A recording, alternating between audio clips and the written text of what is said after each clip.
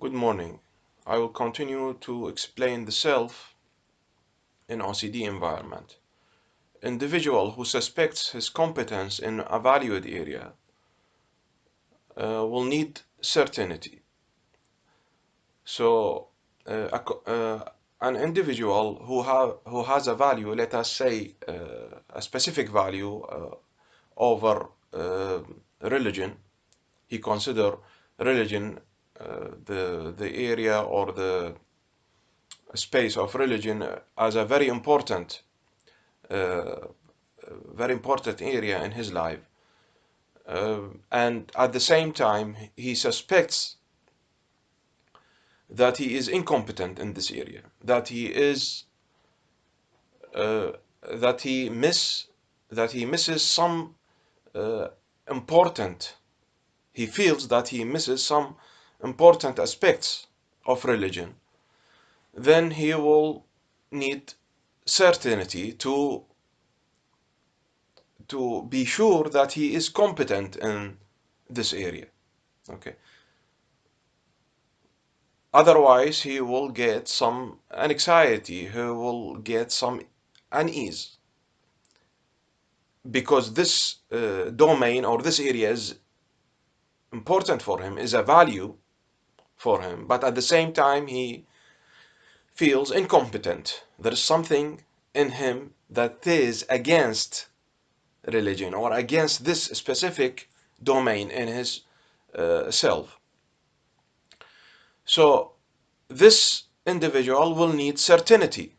So he will tend to monitor for evidences, okay, to support uh, his value, to support that he is competent in his value. So he will be very astonished. He will be really attacked by a repugnant thought that indicates that he is not competent in this area. Okay, so he searched the environment. Okay, as an example, a religion is an important theme in important value in his self,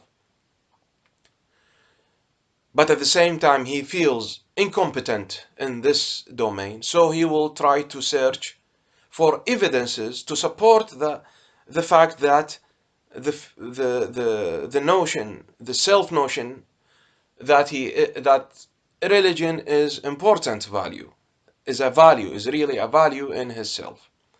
Okay, he will be very sensitive to repugnant thought that is uh, against religion. Why? Because he is expecting to see some evidences about his value, to see some evidences about his self, his self-competency in this value. Of course, a positive. He expects a positive too, because he has this value of religion, so he expects to find some uh, evidences to support his self concept or his self image in religious domain. Okay, but so when he is now when he gets now a repugnant thoughts attacked or attacked by a repugnant thought, then he will be very sensitive to these repugnant thoughts. He will consider them as an evidence that he is really incompetent in this domain of values. He is really incompetent in this domain of religion or of peacefulness and uh, anti-aggressiveness if he has a harm OCD, or if he has a sexual OCD, he will consider these repugnant thoughts about sex as evidences that he is not not a straight guy. Okay, if his obsessions are about gay OCD. Okay.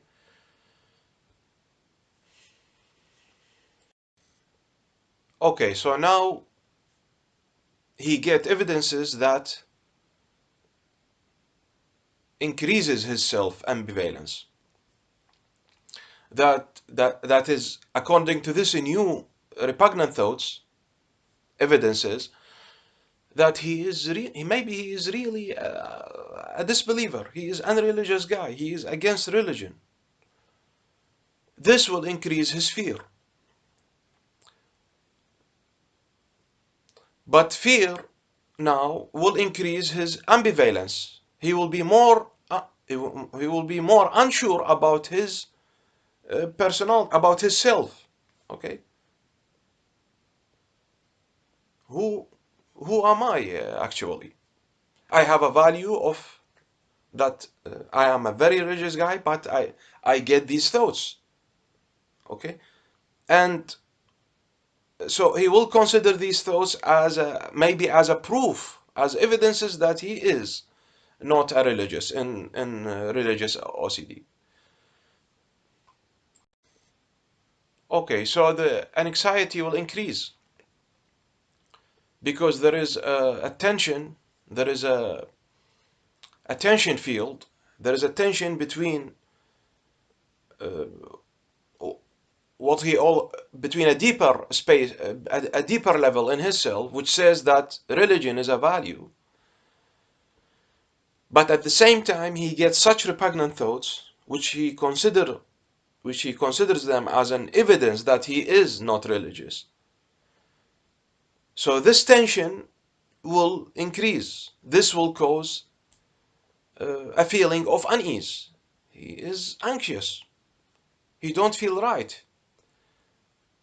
Specifically now, if he, most of the OCD people is searching for the just right feeling.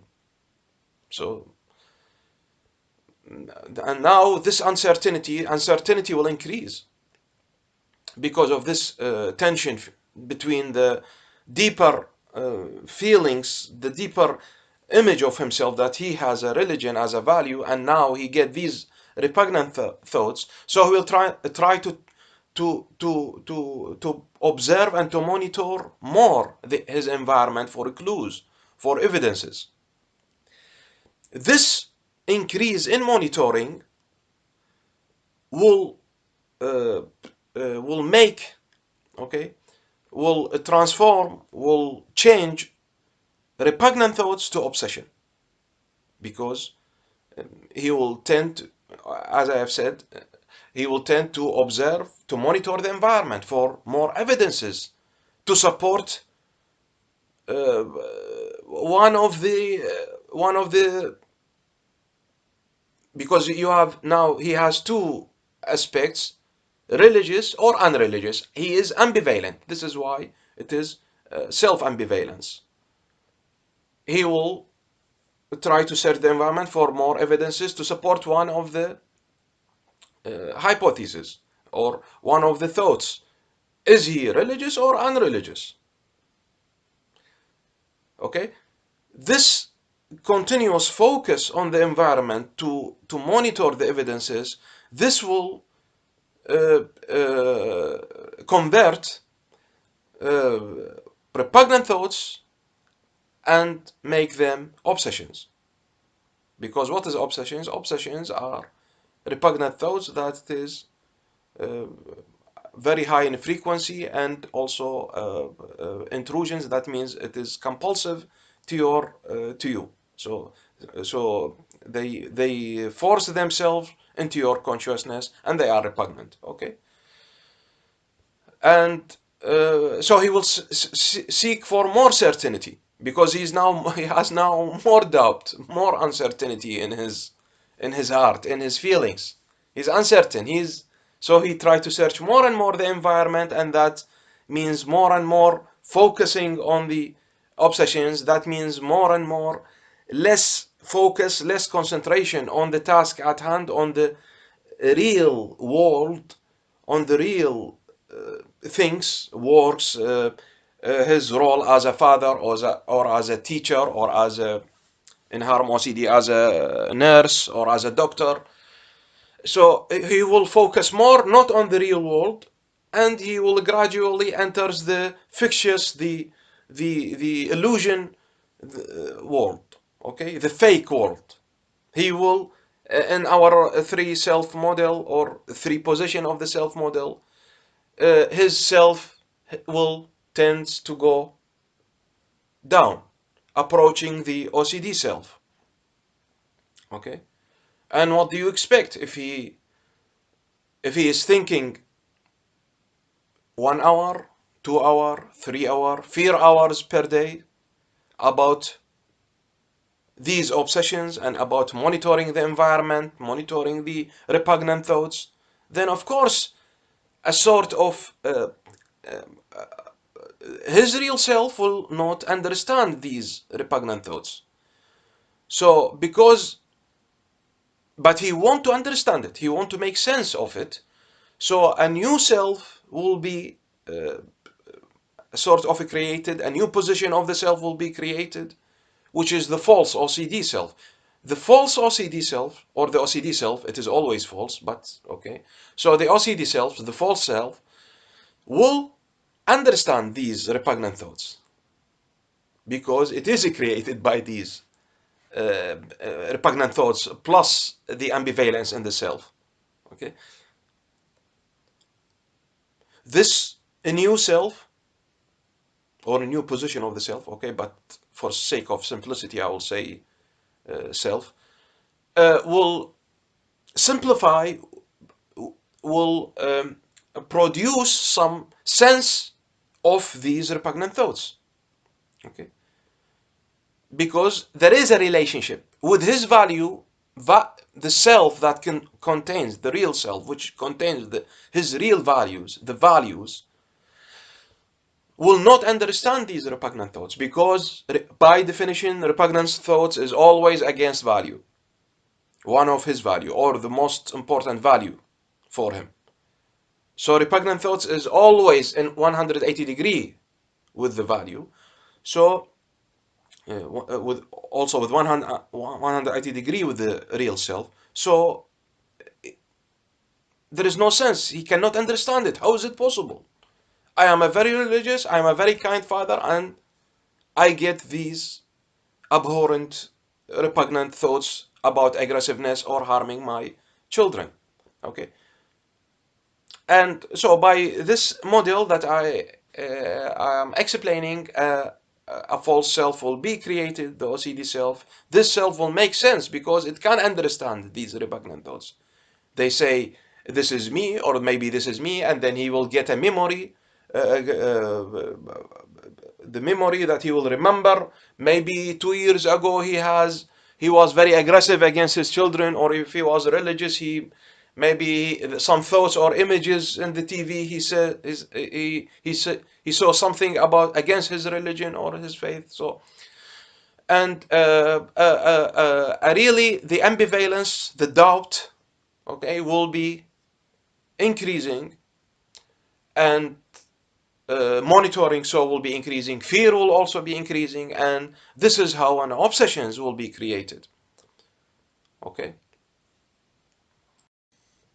and now look to the irony. When his ambivalence, self-doubt increases,